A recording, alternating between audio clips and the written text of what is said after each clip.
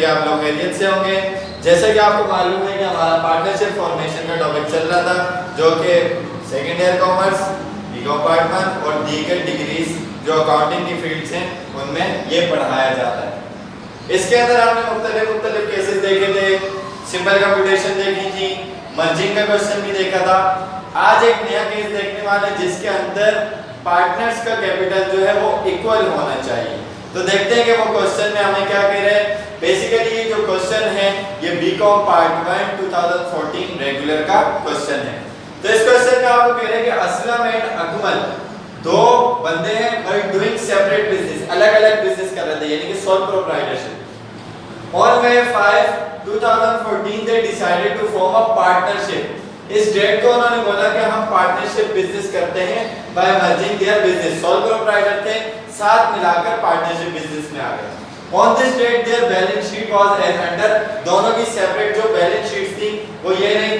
Aslam cash 40,000, other asset 2 lakh, accounts payable 50,000।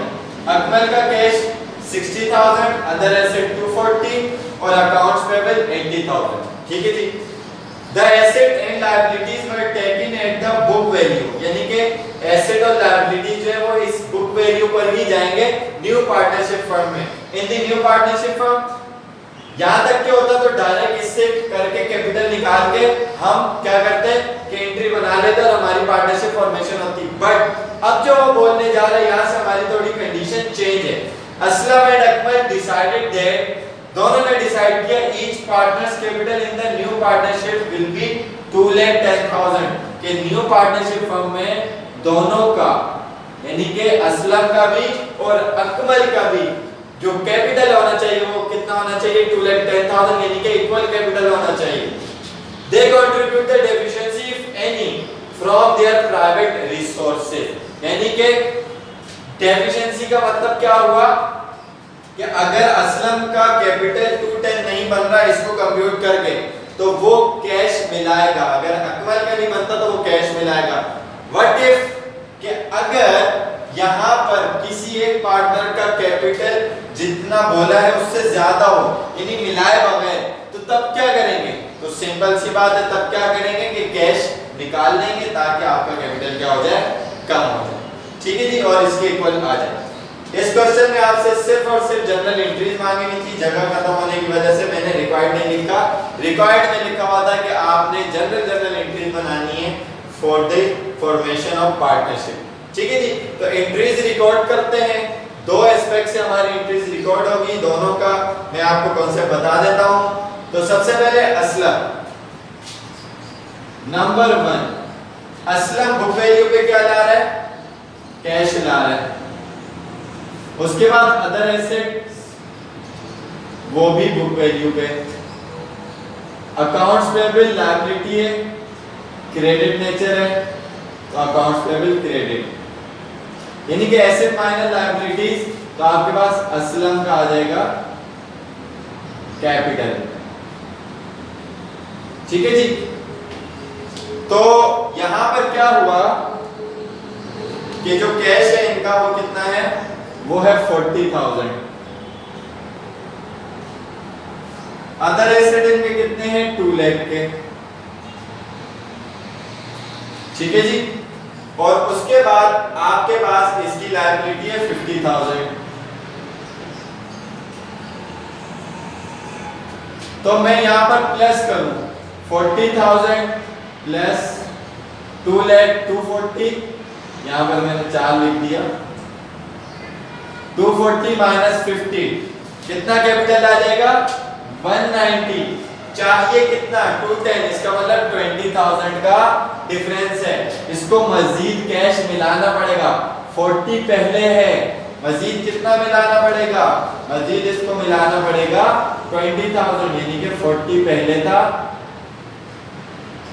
Plus 20,000, तो यहां पर आ जाएगा 60,000। तो यहाँ 2 लाख को भी थोड़ा आगे करके लिख दें आप। सही है जी। तो आप 260 माइनस 50 इज 210 का इनके पास कैपिटल आ जाएगा। ये वाली चीज आप दूसरे तरीके से भी कर सकते हैं मैं यहाँ पर आपको साइड में बता देता हूँ कि यहाँ एरो बनाकर क्या आपको रिक्वायर्ड कैपिटल 210 चाहिए था, आपका कितना हो रहा था 190, तो आपको डिफरेंस पता चल गया कि रिक्वायर्ड मजीद जो आपको कैश चाहिए वो 20,000 की कंट्रीब्यूशन करनी है अपनी डेफिशिएंसी के लिए। ठीक है जी। इसके अंदर एक और चीज देख लें कि आप ये 40,000 एज इट इज लिखें, 190 हो जाए और इसकी इस 20,000 की अलग से एंट्री बना लें, यानी कि कैश डेबिट इन्वेस्ट करेगा ना, बिजनेस में लेकर आएगा, cash debit and then capital credit, तो कैपिटल 210 कैपिटल क्रेडिट 190 होगा वहां पर और यहां पर 20, तो 190 plus credit plus 190 plus 20 is equal to 210 हो जाएगा। वैसे भी आप कर सकते हैं, तो यहां पर आप नरेशन कोड कर दें टू रिकॉर्ड द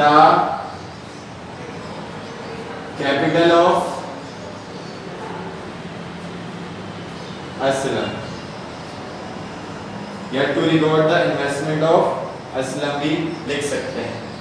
इसी तरीके से सेकंड पार्टनर का अगर देखें तो अकमल ने भी कैश मिलाया, बुक वैल्यू, अदर एसेट्स और उसके बाद अकाउंट्स पेबल लायबिलिटी ये क्रेडिट होगा,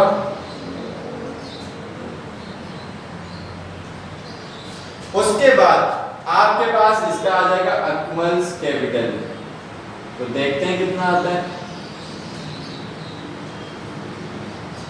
तो जनाब कैश इनके पास था 60,000 और अदर एसेट्स थे 240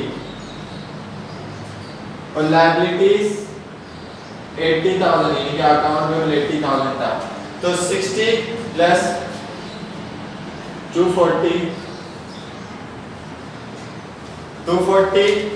3 लाख हो गया, 3 लाख माइनस 80, 3 लाख माइनस 80 तो 220 हो गया।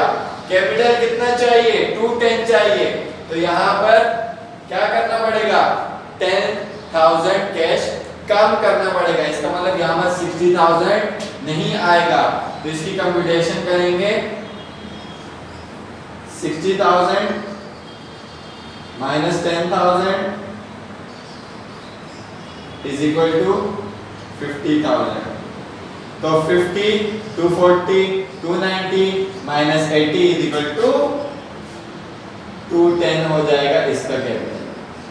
इसी तरीके से दूसरी अप्रोच क्या कि ये 10,000 का माइनस हुआ है, जैसे मैंने उसकी अलग से एंट्री बताई, अलग से एंट्री बनाओगे तो यहाँ पे प्लस माइनस आप नहीं करवाओगे, यहाँ माइनस करवाया तो मतलब कैश कम करना पड़ेगा, विथड्रॉ करना पड़ेगा, निकालना पड़ेगा, तो उसकी एंट्री रिवर्स हो जाएगी, कैपिटल डेबिट कैश क्रेडिट, तो कैश से कैश कैंसिल आउट हो गया और कैपिटल भी कैंसिल आउट हो गया, तो ये रिवर्स एंट्री बन जाएगी।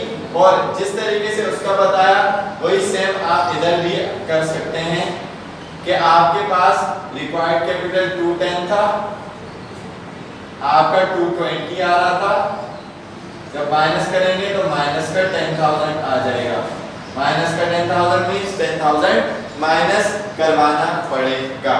तो आप एक साथ भी कर सकते हैं और अलग अलग भी कर सकते हैं, टू रिकॉर्ड द कैपिटल या investment of Akmal.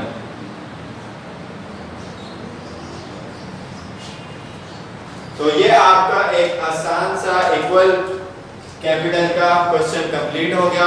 I hope कि आपको इसका कॉन्सेप्ट और अलग अलग दोनों बातें समझ आई होंगी। अगर कोई बात आपको समझ में नहीं आती तो आप कमेंट सेक्शन में क्वेश्चन करके पूछ सकते हैं, और अगर कोई क्वेश्चन या किसी भी प्रॉब्लम में आपको मसला होता है तो आप पूछ सकते हैं।